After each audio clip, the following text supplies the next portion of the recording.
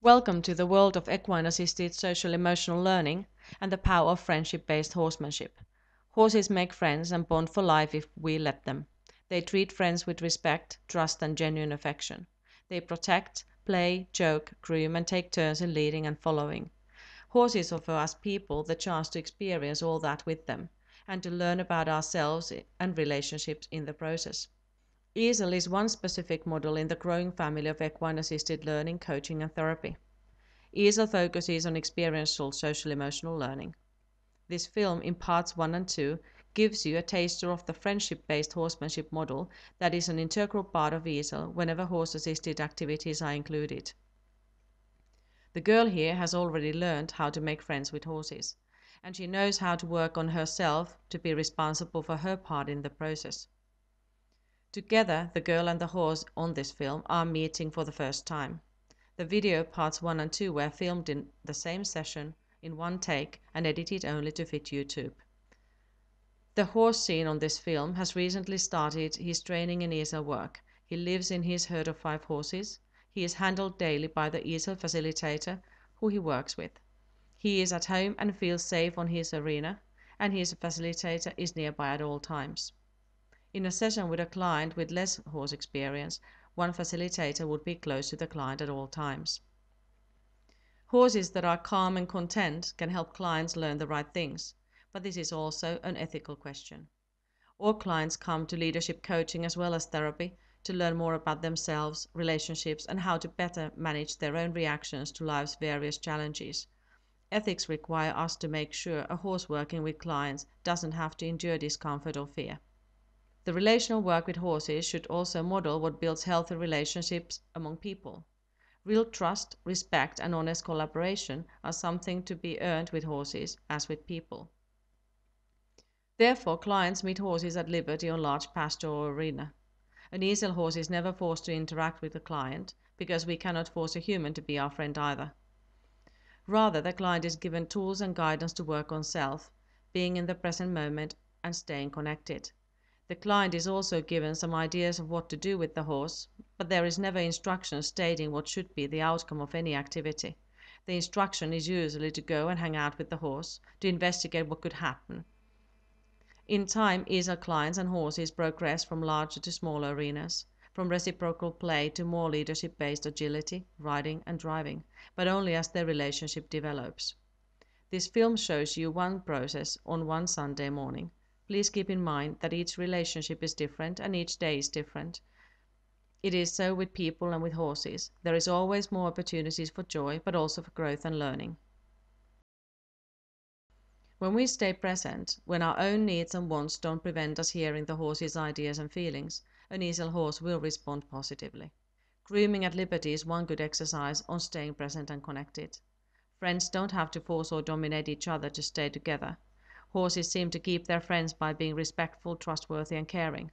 Among friends, there is no need to intentionally threaten or harm each other. The same applies to people and healthy human relationships.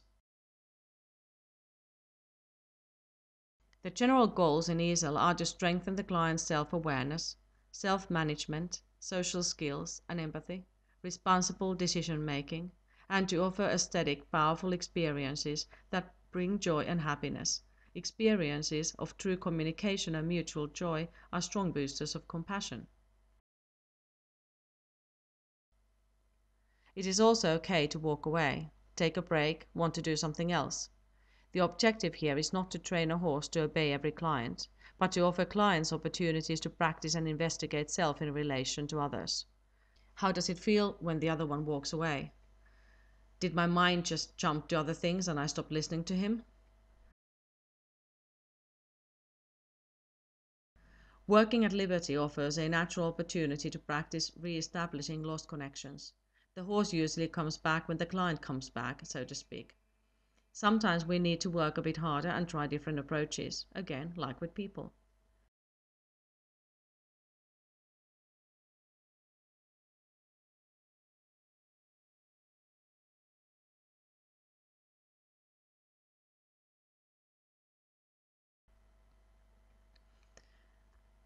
Experiential learning challenges attitudes and beliefs and offers new ways of seeing oneself with others. Horses make experiential learning all the more powerful. So unless we want a client to dominate people in his or her own life, we should not train the client to dominate the horse.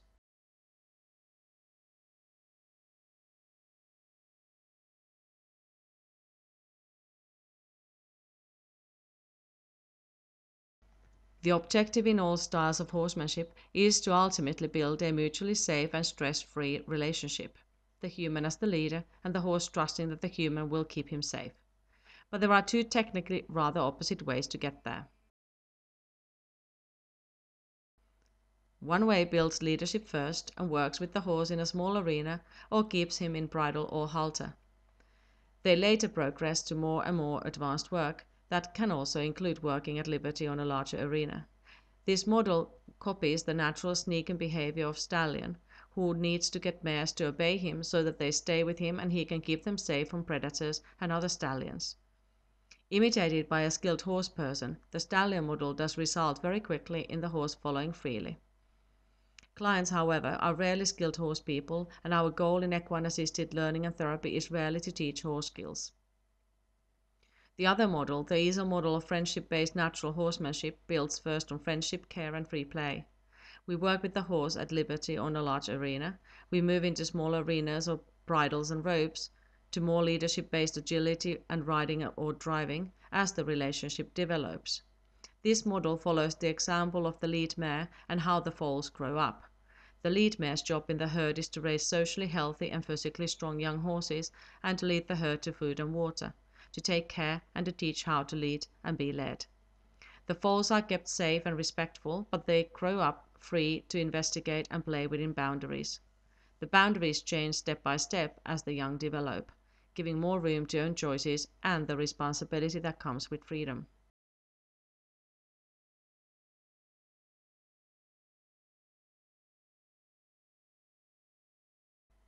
In horses, friendships, even leadership is situational. In EASL, horses and people follow each other's suggestions, respect each other's boundaries, take turns in leading or making decisions, play, protect, and groom each other. In a normal EASL program, what you see on this film would be accomplished step by step over several sessions. Each separate experience would be processed from the session's perspective by the client and the professional EASL facilitator. Each experience would be linked to the client's personal goals and the general goals of experiential social emotional learning, enhancing the client's self-awareness, self-management, social skills, responsible decision-making, sense of self-worth and compassion, play and joy. Interactions are aimed to be pleasant also for the horse. If he doesn't want to stay, he is free to walk away. This doesn't mean that the horse won't be asked to do something. The difference is just in how he and the client perceive the situation. If we use the leadership and obedience focused horsemanship model in the client work, the horse wouldn't be able to refuse something without making a conscious decision to challenge a command. That would suggest to the client to expect obedience, which isn't in the ESL goals. It would also most likely teach the horse to disrespect people. Leadership position must be earned in the horse world, and few clients would be able to achieve that very quickly. However, when the horse knows his work and the client is guided to interact with him in a friendship-based style, the horse can truly be himself and give honest feedback. The client can learn more about the dynamics of developing a mutually respectful relationship and motivation. The ESO facilitator will have spent time working with own horses this way before ever starting client work, and he or she will have truly earned the leadership position and can keep the client safe in case of something surprising startling the horse. In ESL, carrots are given to horses sometimes. Clients like to give them, horses like them. And carrots also offer a great opportunity to work on boundaries. ESL horses never work hungry and get carrots every day. As you could see in the beginning of the film, carrots in the client's pockets weren't enough to make things happen. The girl gave the horse a carrot when he was standing on the box for the first time, and here she gives one again in the last collected food bowl. With a less experienced client, the carrot would be given from the facilitator's pocket in the end of the whole session.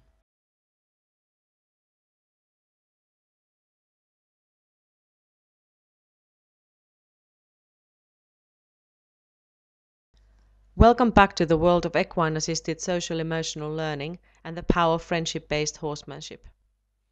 In the first part of this video, the girl and the horse established their own style of communication. More fluent communication led to more trust, mutual respect, and opportunities for play. Having fun, taking turns, and respecting one another led to more trusting and growing affection. Boundaries were respected, even with carrots in her pocket. Free play became possible, and with free play, multitude of new doors open. Free play is, for all herd mammals, the natural platform for refining social skills. Playing is also more fun and creative than, for instance, role-playing. Playing is less in the head and more in the body. When we play with horses, we need to be our honest and authentic selves to even make it work. We could also say that with horses, we are seen and heard as who we really are, and at the same time we are given opportunities to investigate, learn and grow. Each moment you see on this film would usually be processed separately with the client and linked to her individual goals and the general goals of the social emotional learning. The program can equally well be an experiential education program, leadership coaching, psychotherapy, rehabilitation, or maybe teaching a competition rider to build a winning relationship with their own horse.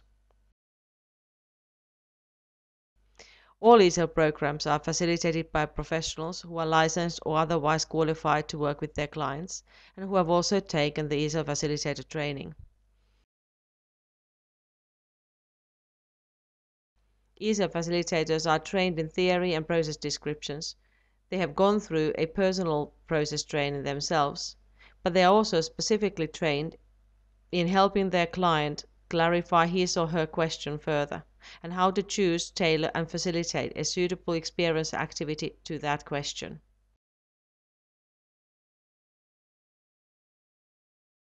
In an ESL session, the client and facilitator usually spend the first third of the session talking about what's up, how the client is feeling, and what the client would like to investigate.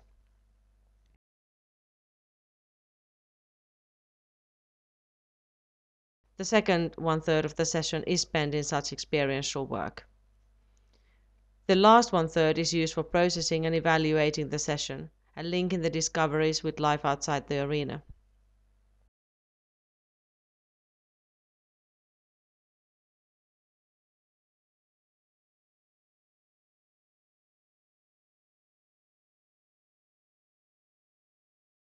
Here the client and the horse have progressed to small agility course. Such courses can be used in very many ways, depending on the client's question and goals. At this stage of her relationship with the horse, the client can also start investigating elements of leadership and assertiveness. Any relationship can survive command, reprimand, and critique without breaking only if there is enough mutual trust, respect, and affection first. Sometimes the course is ready and the client and the horse decide what they want to do with it. Sometimes the client builds the whole course first. Often the course is labeled by the client as a metaphoric path, a process description, or a story.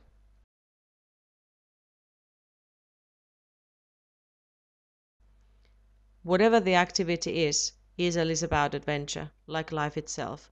The biggest adventure happens in the head, and we never know what can happen next.